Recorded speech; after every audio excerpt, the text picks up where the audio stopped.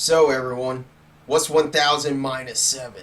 So in this chapter we saw the end of Nutcracker, and the way that Nutcracker died was by her own game. Like, when she was like just toying around with this like Genshi and Naruto, I believe that was her name is, and she got pierced by her own Kagune, and that she just got put down at that last moment. Genshi, he took his sword or whatever it was and just stabbed her right through. And Nutcracker's flashback to, it's pretty sad. Like, she just said like she just always wanted to be beautiful, and seeing what she went through and that kind of stuff. So all the things focusing on this chapter is the Sasuke versus Takizawa fight, aka Pineapple.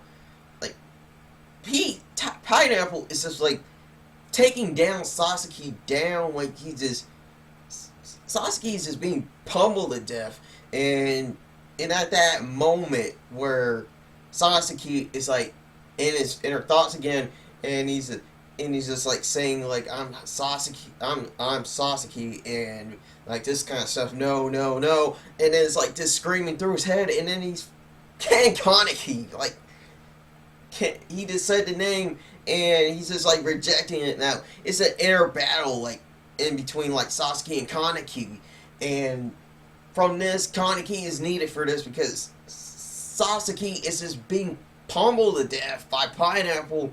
If he doesn't do anything, if he doesn't bring out Kaneki here, like, he's gonna get killed. Like, but I feel like Kaneki, he's gonna come back from like in the next chapter, and just go ham on him. Like, he's in a confliction between his identities right now, and in between this chapter, we see like Akia, she's trying to figure out who Sasuke's going up against, and we also see like Uta, the guy, the piercing guy, just like took off his mask, but it wasn't like his full image of him. We already knew he was there.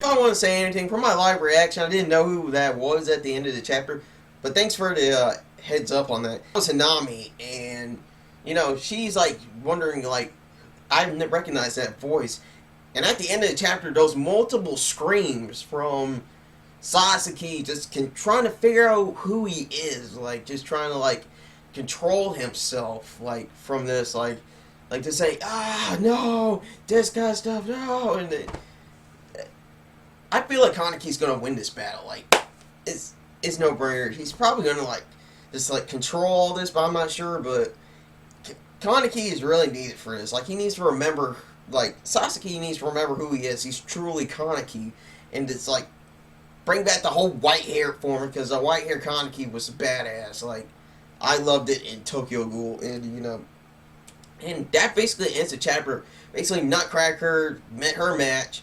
Sasuke is fighting between him and Kaneki, which I prefer. Kaneki is about to win this battle, and also we saw Hanami there, recognizing the voices, and then Seiko, she's also in this chapter.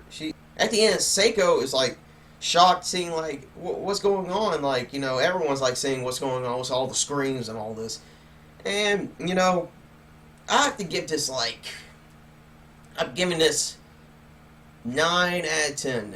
I'm giving this a 9 out of 10 because Sasuke and Kaneki is a confliction right now, and Kaneki just needs to take over.